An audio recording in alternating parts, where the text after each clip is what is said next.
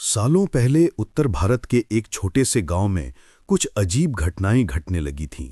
गांव के लोग अक्सर कहते थे कि रात में जंगल की ओर मत जाओ और उस गांव के अंतिम घर के पास मत रुको। लेकिन जैसे ही अंधेरा छाता, गांव की गलियां वीरान और सन्नाटा लिए खड़ी हो जाती थीं। रवि, जो शहर से इस गांव में अपने दादा दादी के पास छुट्टियां मनाने आया था, हमेशा इन कहानियों को सुनकर हंसता था।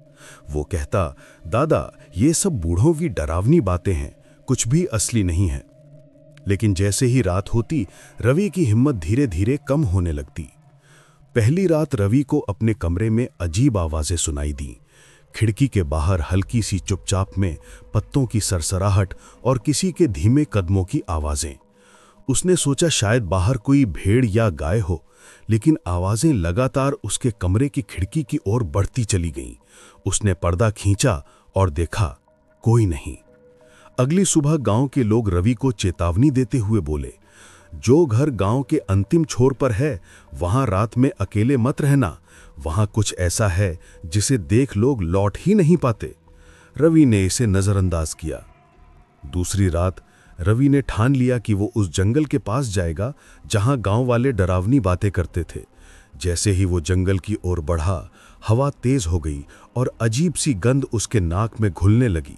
अचानक उसे लगा कि कोई उसके पीछे पीछे चल रहा है।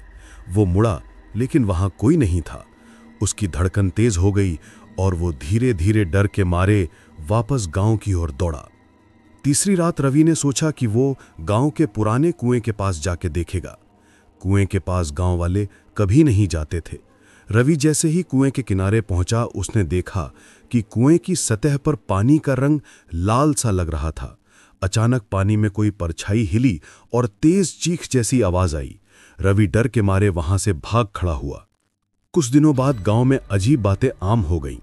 कुछ लोग रात के समय गायब होने लगे और जो लोग दिखाई देते, उनके चेहरे फीके और खाली जैसे हो गए थे। रवि के दादा ने उसे चेतावनी दी, रवि, ये गांव केवल लोगों का नहीं बल्कि अंधकार और आत्माओं का भी है। जो यहां रात में अकेले रहते हैं, वो लौट कर नहीं आते। रवि ने तय किया कि वो रात को गांव में रहकर इस रहस्य का पता लगाएगा। वो रात भर जागा और देखा कि गांव की गलियां धीरे धीरे धुंध में ढकती जा रही थीं। अचानक गांव के आखिरी घर की खिड़की से सफेद परछाई निकलकर उसके सामने आई। उसकी आंखें खाली और चेहरे पर अजीब सी मुस्कान थी। रवि डर के मारे पीछे हट गया, लेकिन परछाई धीरे धीरे उसके सामने आकर खड़ी हो गई। परछाई ने धीमी आवाज में कहा, तुम यहां क्यों आए हो? ये गांव हमारी हवेली है और हम इसे छोड़ते नहीं। रवि के पैरों तले जमीन खिसक गई।